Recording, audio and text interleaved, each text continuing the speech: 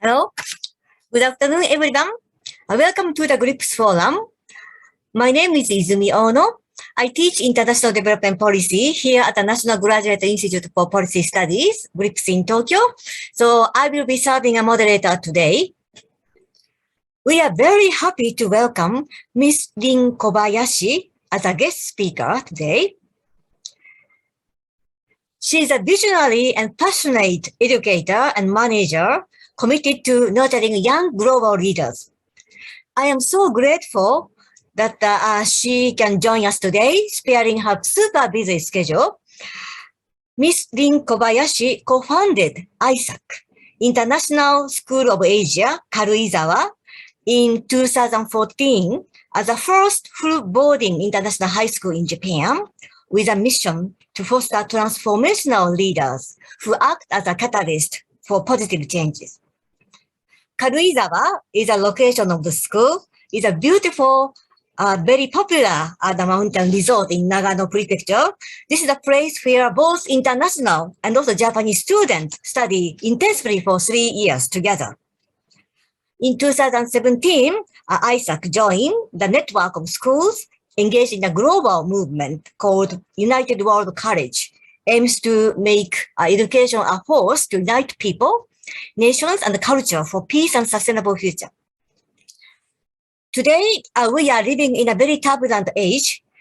In this interconnected world, the many challenges are becoming more diverse and complex and extensive, like COVID we are facing today, and climate changes, inequality, conflicts and refugee problem, etc.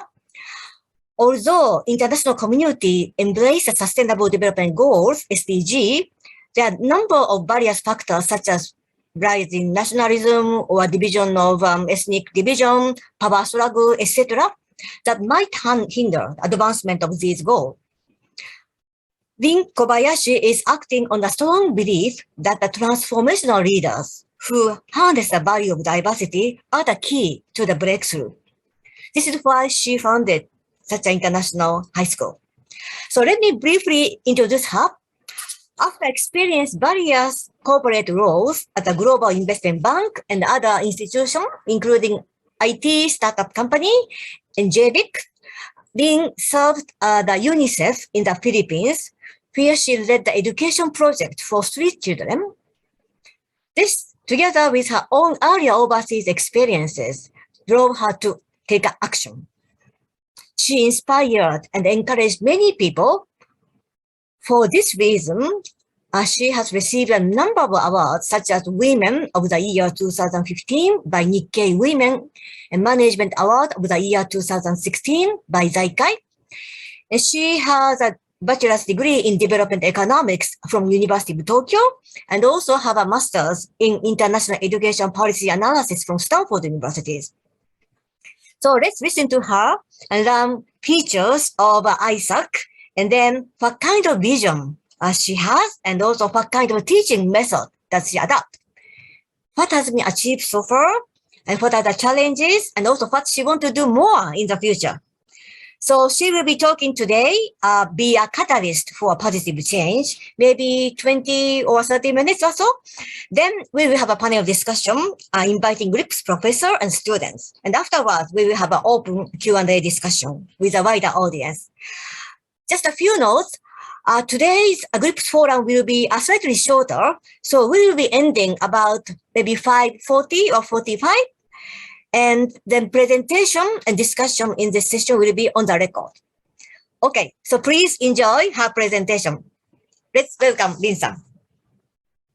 Thank you very much, Ono-sensei, for a very kind introduction, and a very good afternoon to everyone in the audience. Thank you very much for giving me this opportunity to speak to you today. It is really a privilege to be here this afternoon, so thank you.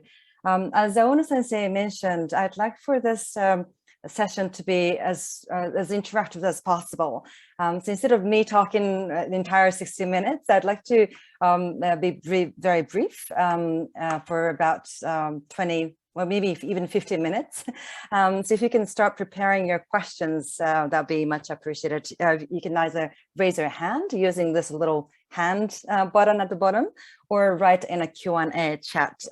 Please just note that any questions that could come into the chat box will not be answered. So please use your either raising hand function or Q&A chat.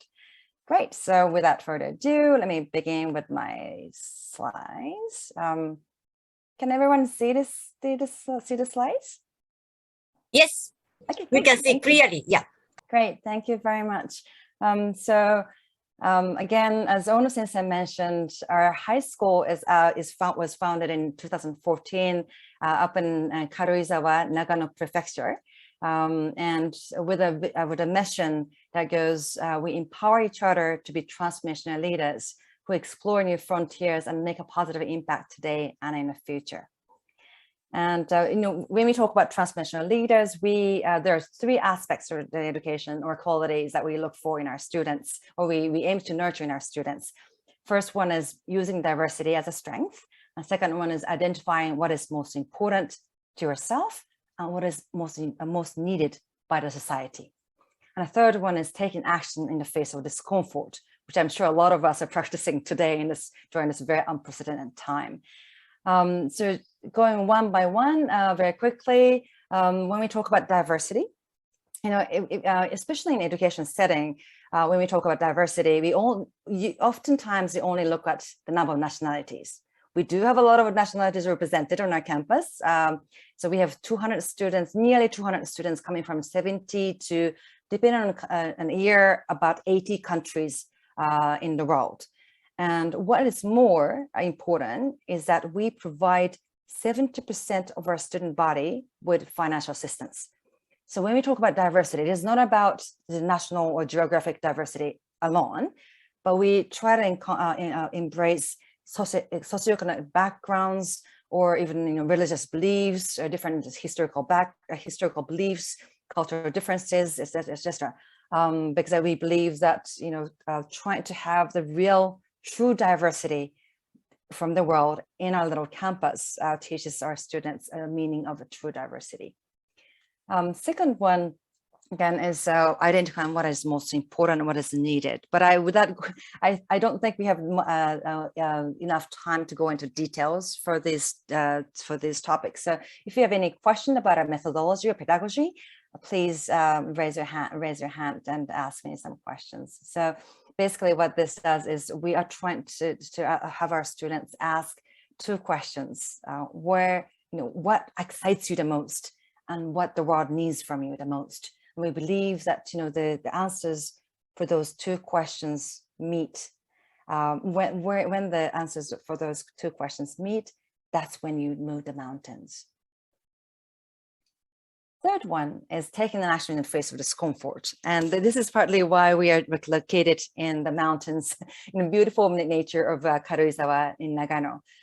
Because our students, we encourage our students to go out of their comfort zone, physically, mentally, and intellectually. Again, I can talk more about this if you have any questions about specifics of their pedagogy.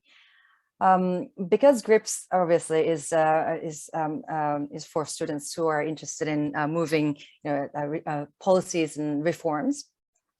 This might be of an interest to many of you.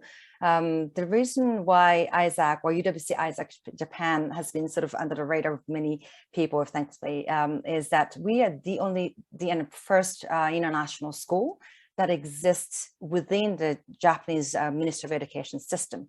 So before us, all the international schools used to exist outside of Ministry of Education accreditation system.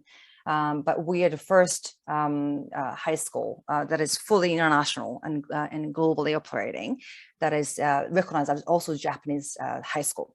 So all the graduates from our school would graduate with a Japanese high school diploma as well as international baccalaureate diploma. Okay, so why am I doing what I'm doing is the second section that I talk about today. Story behind. So when I talk about what I'm doing, a lot of people think that I was born, I must have been born abroad or have spent a lot of time abroad, being educated abroad. That is not the case. I was born in Tama-New-Town, which is the suburban area of Tokyo. It's a very ordinary middle-income family in Japan. And I was born and raised up in, in Tama New Town, in Tama City, until I was 16. And I went through public schooling system all throughout. And when I got into government high school, Tokyo Gakugei Daigaku, Fuzoku Koukou, that was the name of the high school that I went, I said to myself, this education may not be preparing me for the real world. I felt that we were, it was a great high school. It was one of the best, I think, public schools, high schools in Japan, but we were taught to be moderately good at everything, to be able to pass entrance exam, and which I didn't think was what I was looking for. So I said to myself, I need to quit. So I left Governor High School when I was 16. And because my family could not afford anything else, I had to apply. I had to look for a full scholarship to study abroad. And that's how I ended up being in Canada when I was 16 and a half. And because I was a very ordinary Japanese high school student back then, I spoke very little English when I landed in Canada. As some of you may have re-experienced, when you are not very proficient in one language, you get close to friends who are in the same station. So I got really close to a Mexican friend, or a lot of Latino friends who were struggling the same way that I was struggling. And one of them, Yuria from Mexico, she invited me to come to her house for the entire summer in the summer of 1992. That was a year after I landed in Canada. That summer changed my life. In Japan, when you invite someone to stay at your house for a month or month and a half, it was, you would expect a small, sort of guest room, or, a place you can accommodate your guest. She lived in a very, very humble house by the highway in Mexico City. And I still remember her family collecting the water after typhoon in a huge can, and doing the laundry, in the laundry bar. And I was like, wow. But her family goes, Lynn, this is middle class in Mexico. And her uncle takes me to a slum area in Mexico City. I still remember that day, and I feel like I can even smell that, there's that smell and the heat, and, the scenery that was in front of me, children running around without going to school, many adults sitting on the floor, looking at the empty air. And that was the reality that I saw for the first time in my life. I had seen it on TV, I had seen a lot of documentary films, I had read about it. But seeing this diversity and disparity in front of me through lenses of my friends really struck me and left an immense impression on me. That day, perhaps for the first time in my life, I realized how fortunate I was just to be able to go to school, to have 3 meals a day, have a decent home, and to be able to go to school. And very sort of vaguely back then, I said to myself, I really wanted to do something to address this inequality that persists in today's world. And I felt almost obliged to do something about it in my life. And that was the summer when I was 17 years old. So fast forward, as Ono-sensei said, I worked in the Philippines as a program officer at UNICEF, and you can see how I actually ended up going to Morgan Stanley, Japan Bank International Corporation, and many other professions throughout my career. So, but I won't go into details here. So if you have any questions about my career, a very random career, I can entertain those questions later on. So. So that was sort of the, my time in Mexico and my work at UNICEF in the Philippines both led me to believe that educating the next generation leaders or transformational leaders is probably one way of addressing inequality or any injustice that exists in today's world, or any social problems that exist in today's world. So I'll quickly talk about lessons learned. Yeah, I should perhaps go back. Because just as soon as I came back, I left UNICEF and came back to Japan to found this high school. Financial crisis hits Japan and the world. So I was supposed to have $20 million US softly pledged in a bank account, but that became $20,000 US. So 20億円が200万円になったっていうスタートですね。That was a sort of shocking start of this adventure. And, it took us about 6.5 years to found a little high school up in Karuizawa. In the next chapter, I'll talk about what I learned through those 6.5 years of our journey of founding a school from scratch in the middle of, a financial crisis and beyond. There have been a lot of challenges that we had to go through. If I had to name only top 3, I think I would name those 3. Number 1, fundraising. Number 2, search for property. And the third one is government approvals. So in the interest of time, I should probably just quickly touch upon number 1 and 3.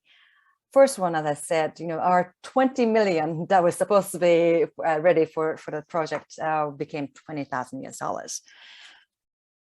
What we did was, what we did was to go after, try to reach out to older, wealthy individuals that you read about in the newspaper or magazines, but we had 0 success for 2 years. 2008, 2009 went by without any success. And then one of my entrepreneur friends came to me and said, do you know a phrase that goes, early small success is a key. So he said that's a rule of thumb for any early, any startups. Early, obviously, in your early stage, success, no matter how small it is, you have to show success, is what he preached me. That pushed us to do a little summer school up in Karuizawa in the summer of 2010.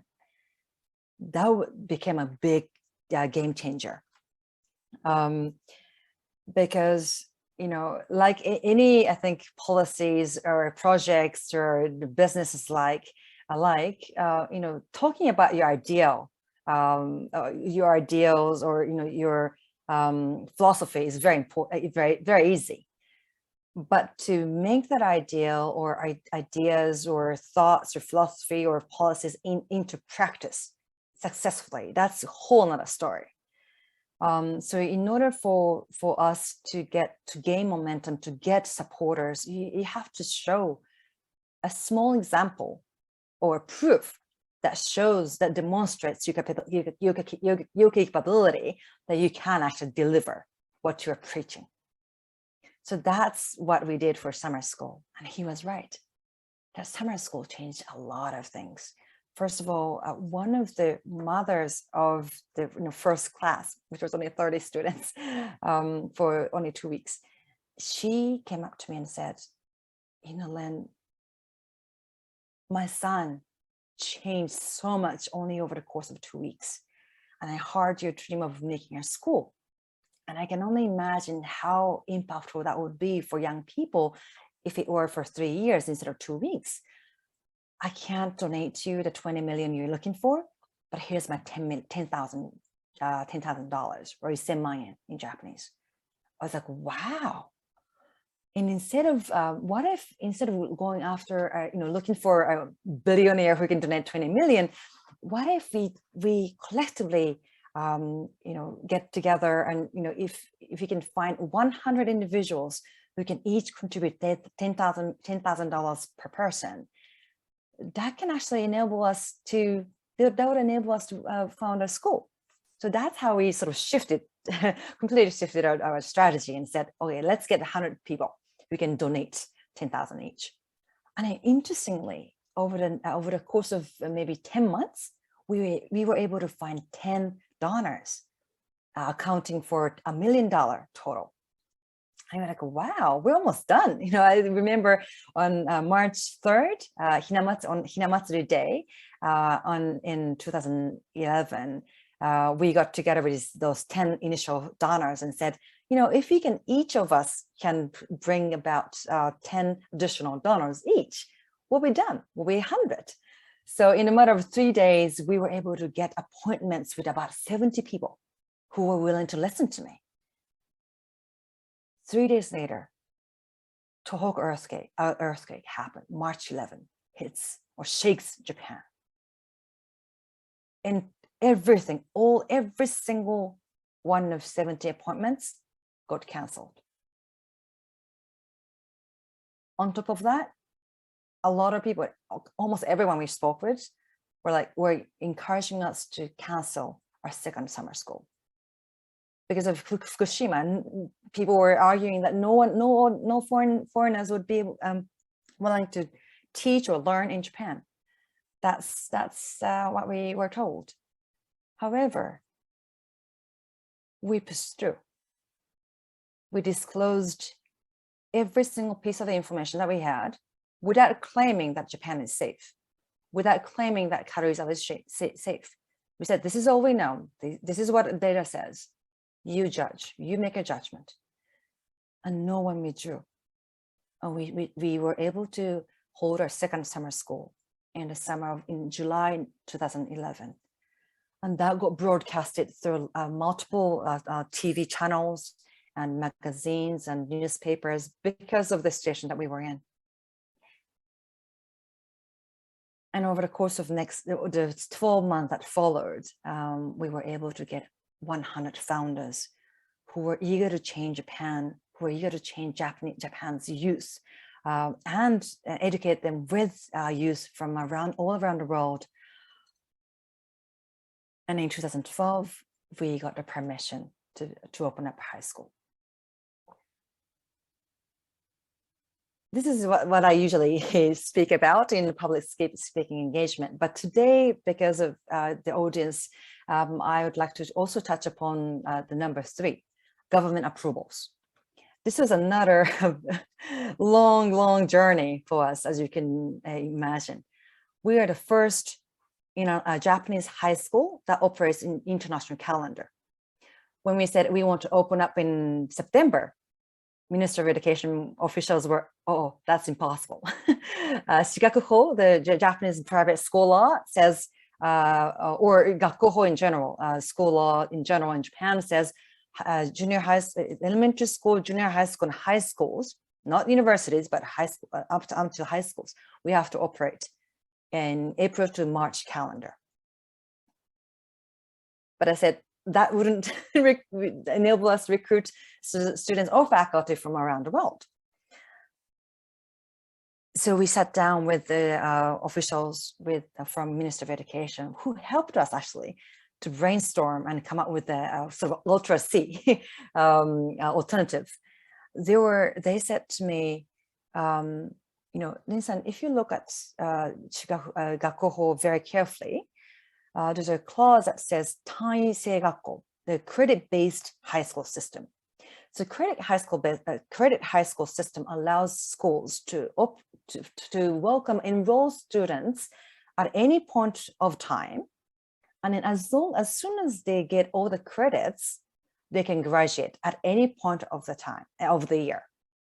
So we asked ourselves, so what if all our students happen to enroll in September, and they happen to complete all the credits simultaneously and happen to graduate in June?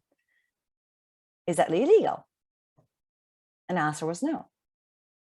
And that's how the first ever international calendar based high school started in Japan. But things were not that easy. Then we faced the next challenge, because those credits were only given by Japanese certified teachers, but dominant majority of our faculty members are non-Japanese. 90% of our faculty members are come from all over the world, from about 14 nationalities, and only a handful of our Japanese students, our faculty members who are Japanese, had Japanese certifications, were Japanese certified teachers. So we then went to Nagano Prefecture, who would give teaching certificates to faculty members. And we asked them, can we actually is there any way we can get these foreign national faculty members with Japanese certificates? They're like, no. But we read the Kyoshoku Menkyoho, the Japanese teacher certificate law, very carefully. There's one clause that said Tokubetsu Menkyo, special certificate. We went back to Nagano Prefecture and said, there is something called special certificate that we found in the law. They said, Lin-san, there's been only 2 cases over the past 30 years of Nagano Prefecture's history. And they were very renowned university professors. But I said to them, but there's nowhere in this law that said they had to be renowned professors. I said, we spoke a number of times with Nagano Prefecture, and they finally decided to support us in getting 30-something special certificates for our faculty members. This was the largest number of certificates any high school got in 1 year in Japanese history. Well, I wouldn't call it Japanese history, but in the history of Tokubetsu Menkyo. And we continue to be one of the receiver of the highest number of special certificates even today, thanks to Nagano Prefecture officials who've been so supportive until today. The third one, I don't think we have time for the third one. Well, I can go on forever about how we navigated through this very complex system of regulations in Japanese education field. But if you have any questions, I can entertain those towards the end, because I am conscious of time. So moving on. So there are a lot of things that we went through, as you can tell, there are 3 lessons that I learned, but again, I'll just skip this slide as well, because I am conscious of time. And if you have any questions about my lessons learned throughout this journey, please ask me those questions. You can read what's there, but again, I can go into details and elaborate those 3 key lessons learned if you are interested, but please ask me questions later on. Okay, my last section is going global. Again, thanks to Ono Sensei's very kind introduction. You already know that we are now a part of a world sort of global education coalition of a coalition called the United World College Network, UWC for short. UWC has currently 18 schools and colleges in 18 countries in the world. When we say colleges, this is last 2 years of education before going to university. So it's actually last 2 years of high school in Japanese education system. But this is not what's special about UWC. In addition to having 18 schools and colleges in 18 countries, we have national committees in nearly 160 countries in the world, with about 3,000 to 4,000 volunteers doing outreach, recruiting, selecting, and dispatching scholars to 18 member schools around the world. So we, obviously we are based in Japan, but without us having to go to those 160 countries in the world, we actually have colleagues or volunteer network throughout the world who are out there, trying to recruit students from every corner of their nation even today, and who, who would send the very selected students to our campuses. Just to give you a sense of how competitive these networks are, these collections are, in developed countries, I think the competitiveness is about 30 to 50 times more applicants that we can take. In some of the countries like Libya, we have 300 applicants for one slot. And for Afghanistan, we have about 1,000 applicants for one slot.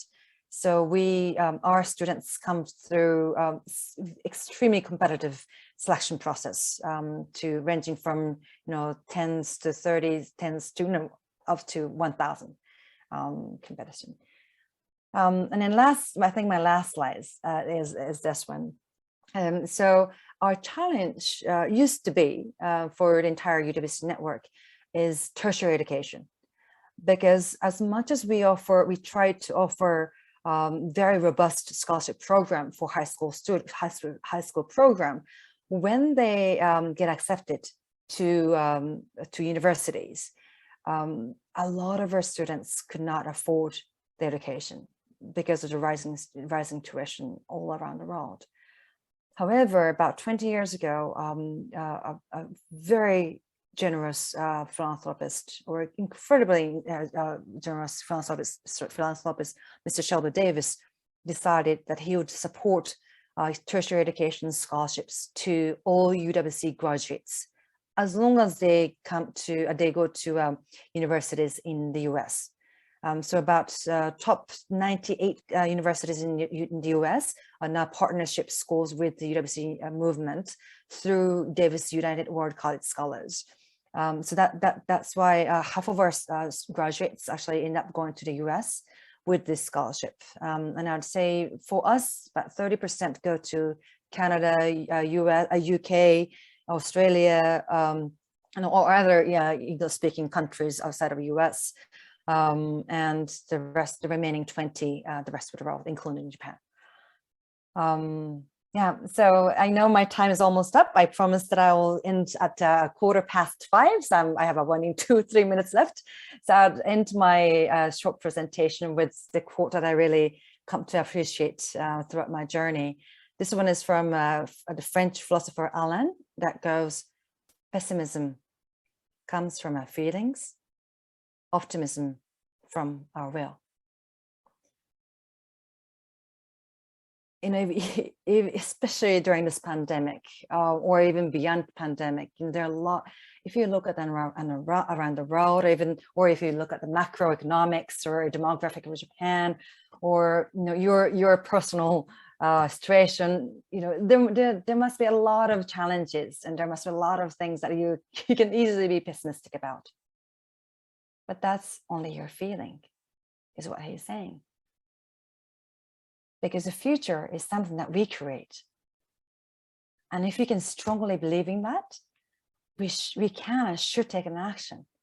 And it is only that very strong determination and a strong will that can allow us to open the door to the future that we can be optimistic about. So I leave you with this quote from Alain, and I would like to start entertaining any questions that you may have. Thank you. Again, this is a photo of a campus before the pandemic, because like your school, your university, graduate school, a quarter of our students are still waiting for this border to open up. But again, I'm not pessimistic. We hope that our optimism will open up a way for our students to somehow continue their education.